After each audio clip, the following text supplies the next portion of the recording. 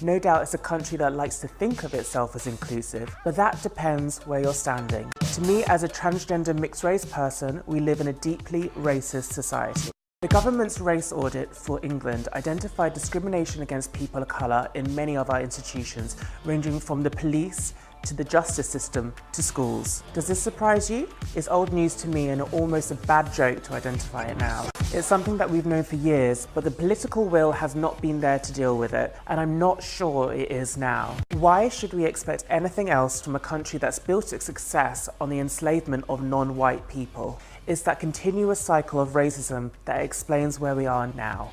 Why does the UK acknowledge the sacrifice of people killed in wars, but not the spilled blood of black? If the UK took our oppression seriously, then people like me who call out racism would be listened to, rather than ridiculed or threatened with death. If white people want to see an improvement for people of colour, they need to understand that racism is not learned, it's inherited, and either consciously or unconsciously passed down through privilege. The uncomfortable truth is that the white race is the most violent and oppressive force of nature on earth. My worry is that whatever governments do to tinker with institutional racism, it is so ingrained in the fabric of British society that it is too late to do anything about it. And from the world cinema in Herne Hill to our own little cinema here in SW1, Monroe joins us now. Thanks for joining us and for your take. Is Britain a deeply racist society? We live in a society where we won't even talk about it. So until we actually we've only just really started talking about modern day racism. When we talk about racism, we're always, either talking, sorry to bring up what you talked about, but we're either comparing to America, which is wholly different. The history is very, very different. We celebrate the empire here, but the empire has a horrible history for people of colour, but we have a multicultural society. So there's this imbalance, and especially when it comes to education, the whole system needs to change. Well, let me look at education. Let's look at the figures on education. 33% of white kids go to university or further education. 37% of black kids go to university or further education. 67% of Indian kids go to university or further education. 76% of Chinese kids go to university or further education. Where's the racism in that?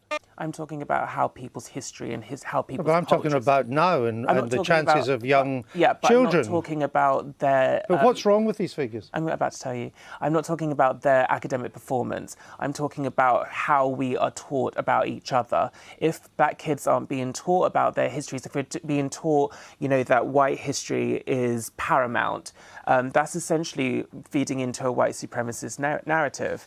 We can't be teaching kids that white is the default, that white people's history is the sole history of this country. We need to be taught about black contributions and other contributions of other cultures within society. But for most people, what racism is and what they'd like to improve is the chances of people getting on regardless of the colour of your skin. That's not just racism, though. I'm talking about the mental health. But it's still quite an important thing. And these figures would suggest that as a country, we're doing reasonably well. No, that's facts and figures. But you think, facts and figures are important. But you think I think it goes deeper that we are irredeemably racist, don't you? What, this society? I do. Unfortunately, I do. I think that the success of Britain is literally based on racism. And do you think we're irredeemably sexist as well?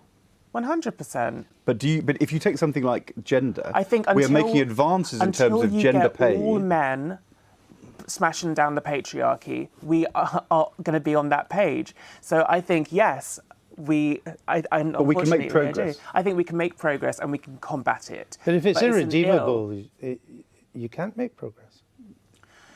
I mean, it's fighting human nature, and humans are flawed. Humans are flawed, but you seem to think that white people are uniquely evil. I didn't say that. I didn't say that individual people are unique. Well, I'm talking about society. No. You said whites are the most violent and oppressive people. On Earth. Well, yeah. That's what you said in your film. And if you're going to go back so that would seem to me that statistics point that out too. Really? Well, yes. The Chinese were massacring Chinese and other races long before they'd ever met a white person. Attila the Hun wasn't white. It's the same in the subcontinent, if you go back hundreds of years as well. The genocide in Rwanda was black on black. So is the Congo, which is the rape capital of the world. These things have got nothing to do with white people. 85% of whites in this country feel they belong to Britain. 84% of Asians. 81% of black people. It's not clear that non-white people in this country... My point about this is, of course there are serious debates to be had about racism, but my God, the world has moved, and moved fast. From where it used to be. You are part of the problem. If you I'm not part of the problem. You are part of the problem, Piers, because you are denying my lived experience. What do you mean? I'm not denying you anything. You're speaking over me, for one. Well, no, now you're playing your old trick of being the victim. And you played that you immediately came out after you were fired with all the stuff about all the insults you've had and so on and so on. Of course you're going to get insulted. I don't agree with the way they've insulted you, but when you call every white person racist, and say we're all my mother's one. Well, but when you say I don't have the energy to talk about the racial violence of white people anymore, yes, all white people. When you call us a bunch of violent racists, all of us, we are going to get annoyed. You think the hundreds of thousands of people on food banks in this country, white people amongst them, are privileged? They have more privileges than you? I did not say that. I did a wealthy supermodel? I did not. Please show me my bank account. All right. You'll be able to make a lot of money out of this. So let me ask you again. Do you think that white people on food banks in this country are more or less privileged than you? I did not say that, Piers. I said... You just implied that. You said that all white people are privileged. Let me speak, please. I'm saying that if a person is at the food banks and they're white and there's their counterpart and that counterpart is black, that white person has more of a chance of getting out of that situation than their black counterpart. Where's the evidence for that? Because of white privilege. Really? White people have more access to housing, so poor white people, just to clarify, poor white people have a better chance in Britain of getting out of their poverty than poor black people? Yes. All of them?